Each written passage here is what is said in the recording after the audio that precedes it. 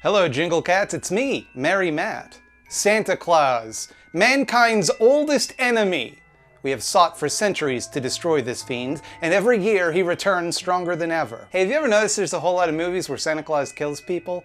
Christmas Evil, Silent Night, Deadly Night, Part 1 through 3, and the remake Silent Night, Santa's Sleigh, Rare Exports, Black Christmas, Black Christmas, Black Christmas. That's not even getting into the various Krampuses, the designated evil Santa of folklore.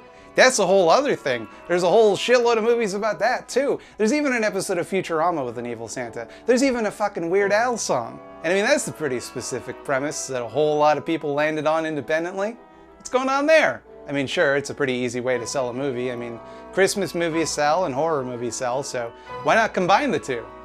Heck, you got this public domain character that everybody already knows and loves. You can just throw him in there and bang! You got all the mythology taken care of in your movie. And the premise just works. Like, it's simple, it's easy to explain. There's a Santa Claus and he's going around chopping you up. Spooky stuff. It works because it appeals to two classic horror frameworks. First of all, it's just unexpected. I don't expect Santa Claus to chop up my butt. Not trying to brag here, but I was on the good list every single year. So I expect him to deliver me a creepy crawler oven, or a Dr. Dreadful food lab, or a monster face. Boy, when you line up all those, it really shows I was doomed to make this YouTube channel, doesn't it? Like, this was gonna happen. There's really nothing I could have done about it. Secondly, and I would argue more importantly, it's a perversion of innocence. And that's something you see in a lot of horror movies, both in a weird, horny way and also in a scary way. Santa Claus is something childish, an idea we consider so wholesome that simply by dressing like this dude, people will pay to put their infants in the laps of strange men in the mall and take pictures of the whole process so that everybody knows they did it. Santa Claus is wholesome family fun, so when you see him, you let your guard down a little bit. And I mean, this is nothing new. This is all over the place in spooky movies. Think how many movies have little girls that are scary, or spooky dolls, or even spooky clowns. Clowns, at some point, were a thing that people considered harmless. Now almost all clowns are evil clowns. I don't understand why people are still scared of clowns. It kind of made sense back before, when they weren't supposed to be scary, but now they're supposed to be scary, and it doesn't work anymore. They're just another monster. They're way less scary than Dracula or a Babadook. You take something that people associate with innocence and make that thing corrupt. On some level, your brain resists that idea, and that tension creates either suspense or humor. Sometimes it's just funny to see Santa do violence, it's like imagining the Pope on the toilet. I'm not supposed to see that. It's funny. But other times it's disturbing. It's worse to see this symbol of childhood joy do evil things than some random creep on the street. It gives you a feeling like the moral center of the universe is falling out. If even Santa's a murder guy, who knows how bad everyone else is? Not to mention, you know, he's around kids a lot, so that's not great. When Silent Night, Deadly Night was released, it was a huge controversy. There were protests, letter-writing campaigns, and condemnation from celebrities and public figures alike. The movie was actually pulled from theaters due to pressure from parent groups, because they thought the idea of an evil Santa Claus was so traumatizing to children that the mere suggestion of it in the trailers was enough to be damaging to them in their minds. It might seem quaint now to imagine anyone being genuinely scandalized by these movies, because we're used to this sort of postmodern deconstruction or recontextualization of pop culture figures. At this point, there have been horror movies about every sacred cow you could possibly imagine. Horror movies about family life, about parents, about parenthood, about evil churches, evil governments, evil puppies, evil babies, evil Superman, evil tooth fairies, evil Uncle Sam, evil Bong, you name it, it's evil. But evil Santa was there from the jump.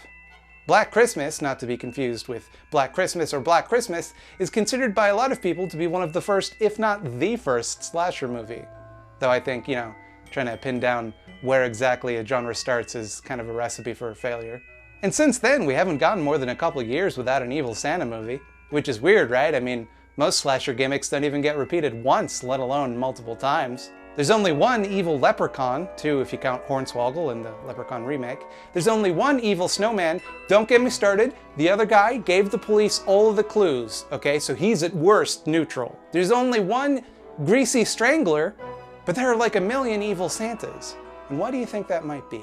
Santa Claus represents a confluence of ideas that make this character uniquely suited to this type of subversion. Santa isn't just a representation of childhood innocence, he's also an authority figure, someone all-powerful, omnipresent, and benevolent, but prone to judging people for their good or bad behavior. Sound familiar? He's basically God. He's like a child's understanding of what God is. But like a fucked up prosperity gospel God, because he rewards good behavior with toys, which is kind of a fucked up thing. A God whose love is conditional on a child's obedience to their parents. A God whose communications with his worshippers is mediated by your parents. They interpret Santa's word and they proclaim what will and will not put you on the naughty list. And wouldn't you know it, the things which make Santa punish you happen to be the same things that your parents don't like. Santa even has a Satan, Krampus. In some versions of the Santa mythology, Krampus works with Santa. In others, he works against Santa like that dang old devil from them Bible stories. Santa is an old man who's whatever race you are, with a big fluffy white beard, which also happens to be how God is typically portrayed. He performs miracles every year and even asks his adherents to leave him a communion of milk and cookies, exactly what a child would substitute for bread and wine. And it shouldn't be surprising, I suppose, given that Santa evolved from the legend of a Christian saint, that he resembles the Christian God. He has the same values, he behaves the same way, demands similar tribute, and even looks kind of the same.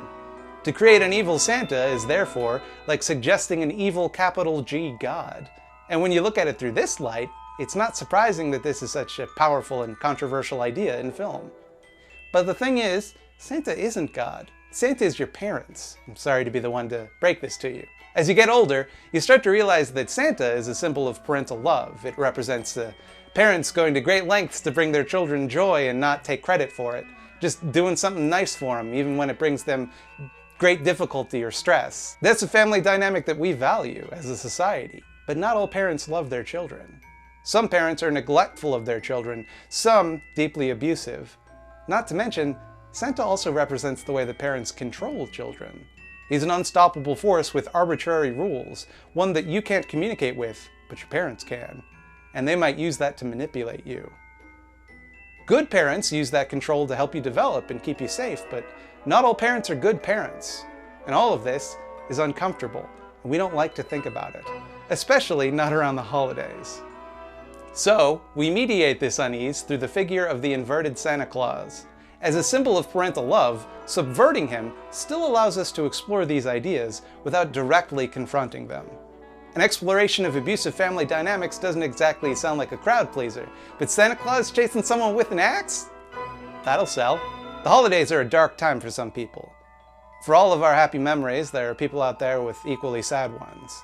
And yet, there is a constant demand everywhere to remain cheerful and merry throughout. Heck, a lot of people don't even celebrate Christmas, but will still be forced to partake in some sort of Christmas celebration by cultural osmosis. And that's gotta be frustrating, to have people demand that you enjoy a holiday that you have no emotional connection to. So that's why I think Evil Santa is so appealing to a lot of people. Because beneath all the saccharine forced sentimentality, beneath the commercialization, beneath the peace on earth and goodwill to man, there's just family, religion, and childhood. And for a lot of people, those things aren't so merry. From all of us here at Scaredy Cats, I want to wish you a very scary Christmas or haunting holidays, and a happy new fear. Please press the like and subscribe buttons. Also, that can be your present to me. Die Hard's not a Christmas movie. Why don't you have an argument about that in the comments? That'll be good for me, because everybody will be mad and arguing, and I'll reap that sweet, sweet engagement. Gremlins isn't either. Neither's Batman Returns. The only Christmas movie is The Grinch, but not the good one, the bad Jim Carrey one.